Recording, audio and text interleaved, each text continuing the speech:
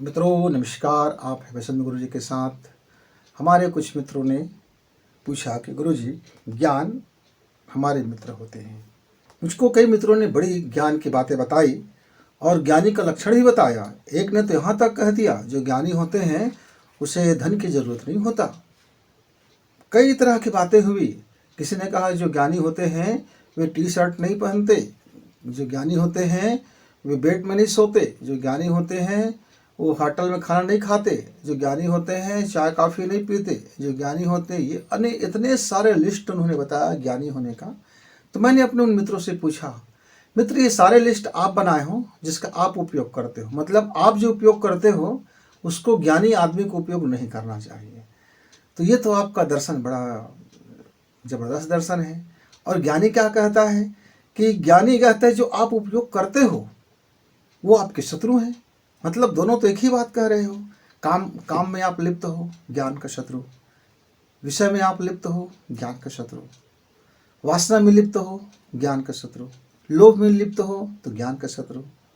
दूसरे की गला काट कर रहे हो, ज्ञान के शत्रु। चोरी कर रहे हो, ज्ञान के शत्रु। बेईमानी कर रहे हो, ज्ञान के शत्रु। मुफ्त का खा रहे हो, ज्ञान का शत्रु। तो कितने चीज़ें आप कर रहे हो जो ज्ञानी नहीं करता, और आप इतने चीज़ें ज्ञानी कर रहे हैं जिसके आपके हिसाब से ज्ञानी को नहीं करना चाहिए। तो बड़ी संकट में आ गया बातें।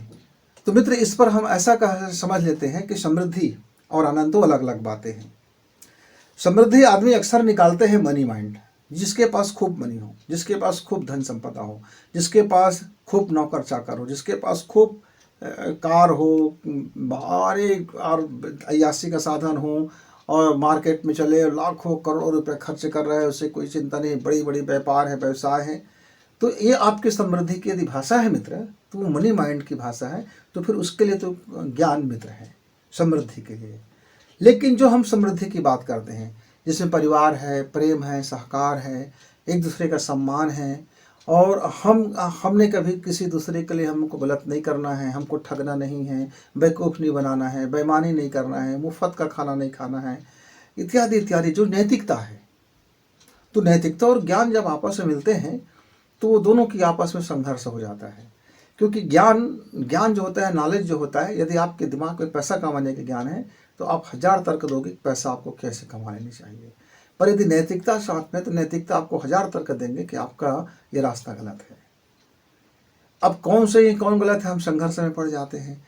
जब ज्ञान हमारा समृद्धशाली होता है, यानी ज्ञान में हम बहुत निपुण हो जाते हैं, तब हमारा आनंद कहीं खो जाता है।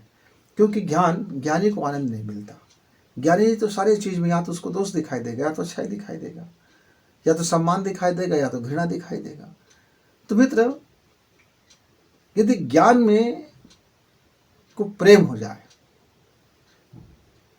ज्ञान को यदि प्रेम लग जाए, मोहब्बत हो जाए नीति से, तो फिर वो ज्ञान आपका मित्र है।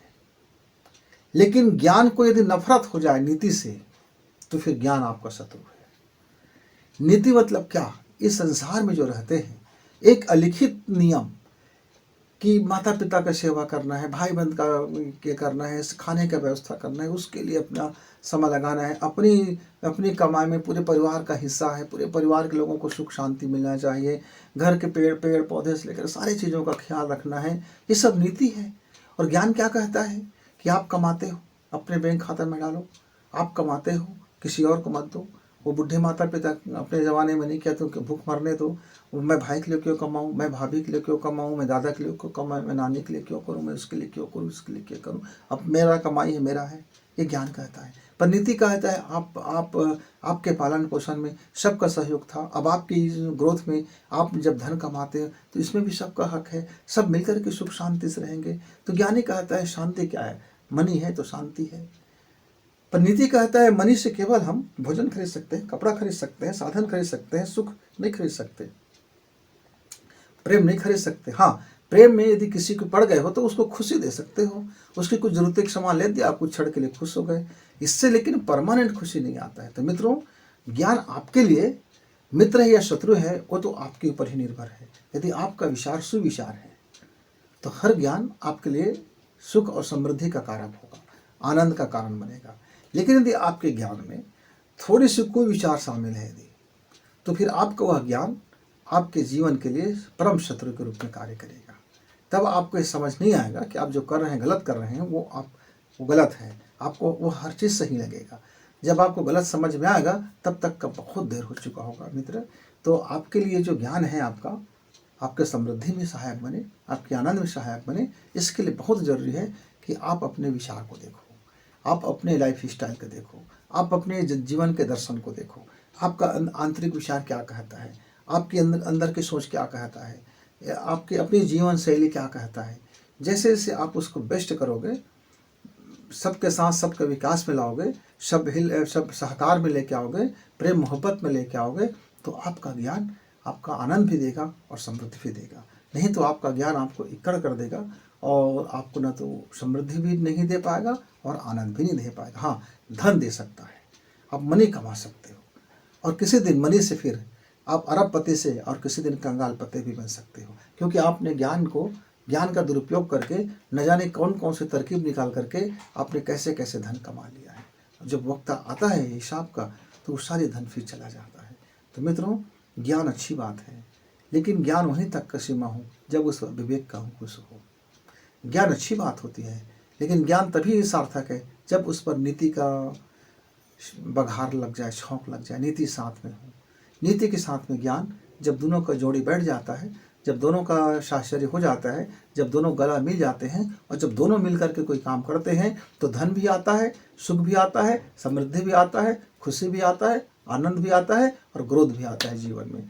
तो आप ज्ञान के साथ नीति को और नीति के साथ सुविचार को एक साथ साथ रखिए। इसी मंगल कामना के साथ गुरु जी को विदा। नमस्कार, धन्यवाद।